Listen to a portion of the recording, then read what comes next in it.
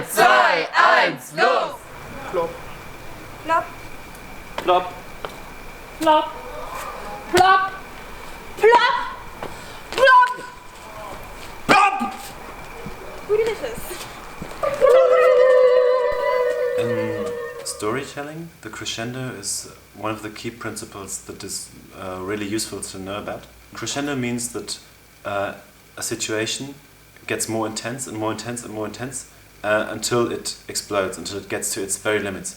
This is something that is really useful because it means once we've found a conflict, we don't have to invent new conflicts all the time. We can just extend this one and make it bigger and bigger and bigger. And this will take the story very far until the point where it can't get any bigger, and so something new will have to come. In life, of course, this is something that we probably want to avoid. We don't want conflicts to grow, but in theatre, this is what makes things very interesting. We use this play, Groovelicious, to practice this quality.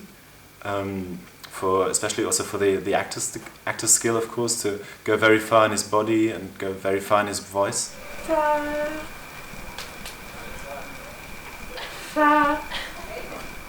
Fa.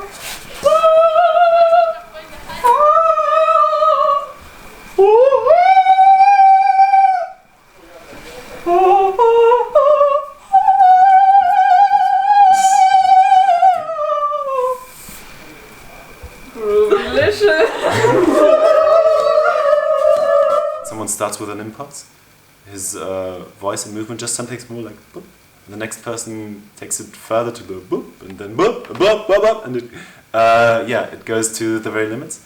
And then when someone can't go any further, he goes like Groovelicious and boop, and this is the rearranging.